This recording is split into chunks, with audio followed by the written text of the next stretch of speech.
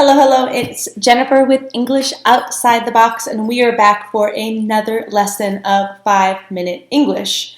Today is exciting because I am teaching you 5 phrasal verbs. Who doesn't love phrasal verbs? A lot of students ask me about phrasal verbs and idioms, how to use them, etc. So we are going to go over those today. There are hundreds and hundreds of phrasal verbs and many different ways to learn them. I've taught a couple of different ways on the learning blog that you can check out.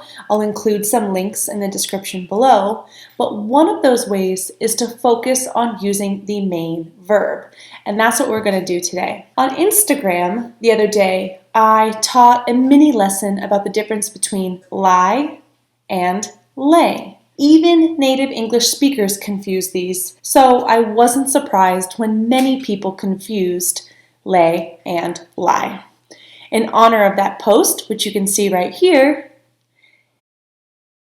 I'm going to be teaching you 5 phrasal verbs using the main verb lay. So let's go. The first verb we're going to look at is lay down. When you lay down something, you very clearly state the rules or the seriousness of it. Connected to this is lay down the law. So there's an expression to lay down the law. And when you lay down the law, that means you very clearly state to someone what they cannot do or are not allowed to do. My boss really laid down the strict new rules of the office. Or my boss really laid down the law when he told us about the new rules. So to lay down something or to lay down the law means that you very clearly state the rules or state what someone cannot or is not allowed to do. There's a lesser used version of lay down, which means to stop using something. So after painting all day, I laid down my brushes and had some dinner. The next verb we're going to look at is lay into. Lay into is always followed by an object, someone. Laying into someone means that you very angrily criticize them. It can also mean that you attack them. This is an example of a phrasal verb that is inseparable, which means you cannot separate the main verb lay and the particle into.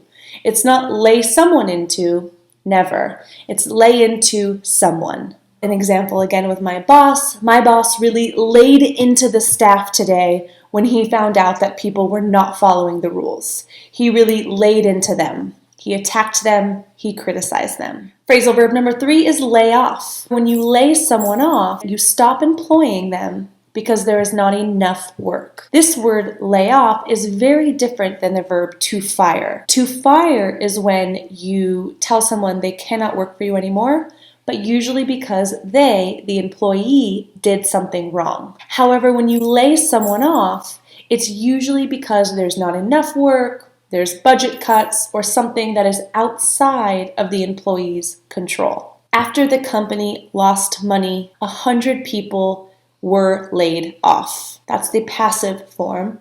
100 people were laid off, or the company laid off 100 people. There are 2 other examples of layoff. When you lay off something, it's when you stop using or stop doing something. So I have been eating so much chocolate, I need to really lay off the chocolate. I need to stop eating it or using it. Lay off, when you're talking to someone, is usually used as an imperative or a command, and it means to leave someone alone. So, you're really bothering me, I wish you would lay off, or lay off me already. So that would be an example where someone, the object, comes after lay off, but it means to stop bothering or to leave someone alone. Phrasal verb number 4 today is going to be lay over. If you've traveled, if you've gone on a long flight, you've probably experienced a layover, which is a noun, that small stop you have to make at a different airport in between your locations. However, layover is also a verb, to make a stop in between a journey, especially on a flight. So I can say, my trip laid over in Miami on my way to Brazil.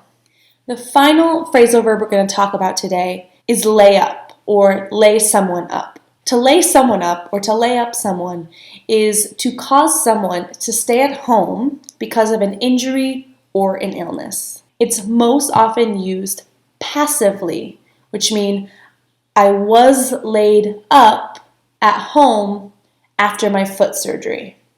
because of my foot surgery, because of that injury, I was caused to stay at home. So I was laid up because of my injury.